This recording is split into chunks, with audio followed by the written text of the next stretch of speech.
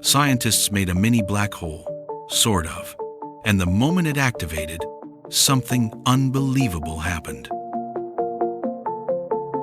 Scientists didn't create a cosmic monster, but they did build something that behaves exactly like a black hole, right here on Earth. And the craziest part? It may have revealed the first hints of Hawking radiation, the mythical glow Stephen Hawking predicted decades ago. If you picture a black hole, you probably imagine a cosmic void swallowing stars. But scientists built something much smaller, so small it fits on a tabletop.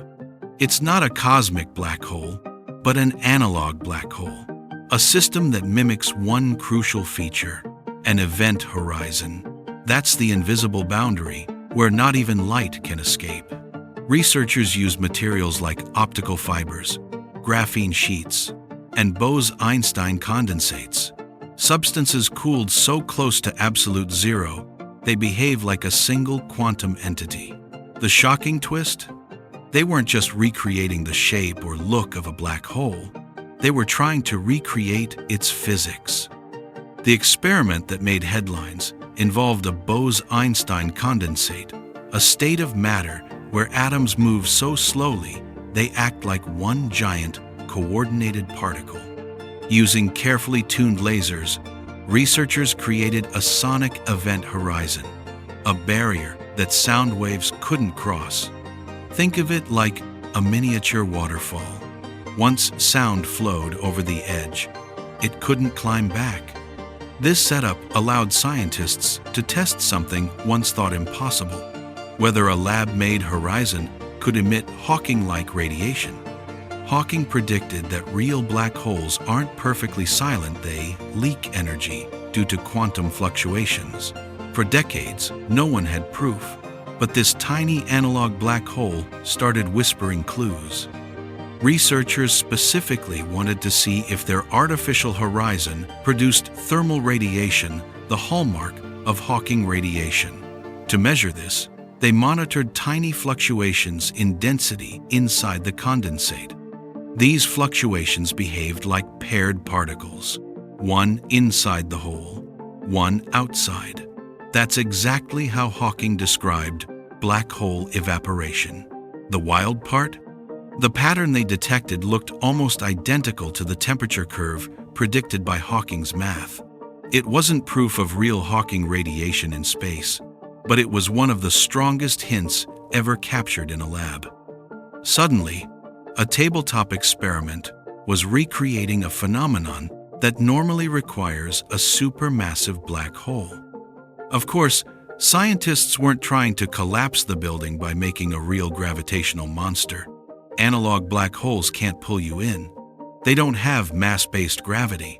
Instead, they reproduce the behavior of a black hole using waves, light waves, sound waves, or electron waves. But what makes them powerful is how they allow researchers to test ideas previously stuck in theory. Hawking radiation, quantum fluctuations, information loss. These aren't easy to explore with real black holes located trillions of kilometers away. But inside a lab, scientists can tweak variables, rerun experiments, and collect precise data. It's like having a cosmic sandbox, minus the cosmic danger. One of the most impressive analog black hole experiments used optical fibers. Researchers sent ultra-fast light pulses through a specially engineered fiber, which created a moving refractive index shift, basically a wall of slowed-down light. As other photons approached this boundary, they were trapped, just like light, near a cosmic event horizon. Even stranger, some photons were pushed away, generating pairs of particles similar to Hawking's prediction. This optical analog didn't just mimic a black hole, it let scientists watch photon behavior in slow motion, something we can't do in outer space. Another experiment involved graphene, the thinnest and strongest material ever discovered. When electrons move across graphene under certain conditions, they behave like particles near a black hole's event horizon. The curvature and electron flow can be engineered to mimic space-time geometry. That means scientists can simulate how particles accelerate, fall inward, or escape. This was the first time we watched black hole-like physics unfold on a two-dimensional sheet of carbon atoms. It didn't glow like Hawking radiation, but it showed how flexible analog horizons could be. So, how close are analog black holes to the real thing? Surprisingly close in behavior, but not in power. Real black holes bend space-time using gravity. The analog versions use waves in fluids or light. But the math describing both systems is nearly identical in specific scenarios. That's why analogs are so valuable. They let researchers recreate quantum gravity conditions without needing a star's mass. It's the ultimate cosmic cheat code. And if experiments keep matching Hawking's predictions, they could help solve one of the biggest debates in physics: do black holes truly evaporate? These experiments weren't easy. To create a Bose-Einstein condensate, scientists must cool atoms to nanokelvin fractions of a degree above absolute zero. Creating an optical horizon requires ultra-precise timing down to femtoseconds, and graphene horizons demand atomic-level engineering. Each setup costs time, money, and patience. But the payoff is enormous. With every step forward, we get closer to linking quantum physics and gravity, something Einstein and Hawking dreamed of, but never resolved. Some critics argue these analogs are just that, analogs. They simulate pieces of black hole physics, not the real object. But supporters argue that analogs are the only testable window into extreme physics until humanity can send probes into black hole environments, which isn't happening anytime soon. The debate pushes scientists to refine their models, run cleaner experiments, and find results that tie directly to Hawking's equations. Analog or not, the discoveries keep adding up. The next challenge was proving the radiation wasn't a glitch or random noise. Scientists repeated the experiment hundreds of times, adjusting laser intensity, trap depth, and the flow speed of atoms across the artificial horizon. Every time, the same unmistakable pattern appeared. A thermal spectrum, the exact footprint predicted for Hawking radiation. This consistency shocked the physics community. If a tiny tabletop condensate could mimic such a legendary cosmic effect, what else might be possible? Could we replicate other exotic phenomena, like wormhole behavior or space-time ripples, on a lab bench? Suddenly, the boundary between astrophysics and quantum lab physics grew thinner than ever. Analog horizons aren't limited to sound or light. Some labs experimented with water waves, sending them across a tank where the flow speed exceeded the wave speed, creating a classical version of an event horizon. Others used plasmas, where electrons move like fluid and develop boundaries that act like gravitational traps. These experiments weren't as precise as the ultra-cold atom setups, but they offered incredible visual clarity. You could literally see waves get swallowed and trapped. It turned abstract math into something observable. These diverse approaches proved one thing. The event horizon concept is not exclusive to the cosmos. It's a universal behavior hiding in many physical systems. But the most impressive part of these analogs is what they hint at: quantum gravity. Real black holes sit at the intersection of general relativity and quantum mechanics, two theories that don't get along. But analog systems might help bridge that gap.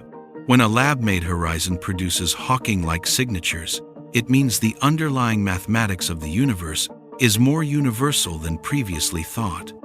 It suggests that gravity's deepest secrets might be encoded in simple wave behaviors. That's a mind-bending realization. If patterns repeat from cosmic giants to tabletop setups, then the laws of physics may be even more elegant and unified than we imagined. Still, controversy lingers. Some physicists think the Hawking-like signal is real. Others say it's just clever engineering, producing something very similar. Scientists love to argue, especially when a discovery touches sacred theories. But this debate is healthy. It pushes experimenters to improve measurement accuracy, reduce noise, and confirm whether the radiation matches Hawking's predictions in every way. That's what scientific progress looks like: bold ideas, fierce scrutiny, and the thrill of proving something once considered impossible. Whether the radiation is truly Hawking's or simply Hawking-inspired, we are learning more about the quantum world than ever before. There's also a philosophical angle. If analog black holes mimic real ones so well, what does that say about the universe? Are black holes not special cosmic oddities, but simply the product of universal equations that appear wherever certain conditions arise? Perhaps the cosmos repeats patterns far more often than we see. Maybe the weirdness of black holes isn't weird at all. It's just physics doing what physics does. Thinking this way opens new possibilities. Could other cosmic phenomena be recreated safely in labs? Could we even model Big Bang-like expansion? These ideas may sound wild, but 20 years ago, so did Hawking radiation tests. One experiment even found that the analog radiation had a specific temperature, just as Hawking predicted real black holes should have. The temperature wasn't heat; you could feel it was a mathematical signature measured in the fluctuations of the condensate. But that matching temperature curve was the smoking gun. If the match holds under further scrutiny, it would be one of the most spectacular confirmations in theoretical physics. Not the discovery of Hawking radiation in space, but its mirror here on Earth. A stunning validation of how the universe behaves at its most extreme edges. But here's the fun part. Even if these analog horizons keep matching Hawking's predictions, they still won't be dangerous. These mini black holes have no mass, no gravity, and no appetite. They can't swallow a grain of sand, let alone the planet. They're simply wave phenomena behaving according to similar math. And yet, they're powerful tools.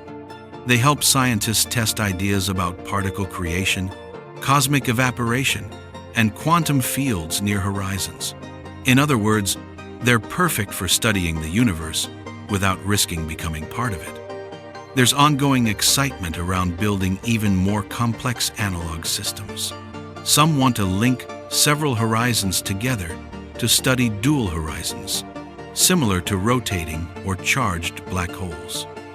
Others want to observe how information behaves near these artificial boundaries, one of the most puzzling parts of black hole physics. If analogs can shed light on this problem, we might edge closer to answering a question that has haunted science for decades. Does information get destroyed inside a black hole, or does it somehow escape? Even Hawking changed his mind over the years. These labs may finally settle the score. Meanwhile, astrophysicists love these experiments because they act like a universe in miniature. They let researchers explore how black holes might behave in early cosmic environments, or how evaporating horizons might influence surrounding particles. It's like having a microscopic window into events that normally unfold across millions of kilometers. These tabletop universes don't replace space telescopes, but they complement them. Every breakthrough in the lab becomes a new prediction for astronomers to test, and every new cosmic discovery inspires another horizon experiment. It's a feedback loop between the very small and the unimaginably large. So yes, scientists really did make a mini black hole, sort of. Not one that swallows stars, but one that recreates the rules of the universe on a scale small enough to fit in your hands. These analogs are teaching us how quantum fields, gravity, and information behave under extreme conditions. And every experiment brings us closer to understanding mysteries that once felt unreachable. The universe might be enormous, but its secrets are shrinking right into laboratory rooms around the world. If you enjoyed diving into this strange corner of science, Stick around, there's a lot more weirdness waiting just beyond the next horizon.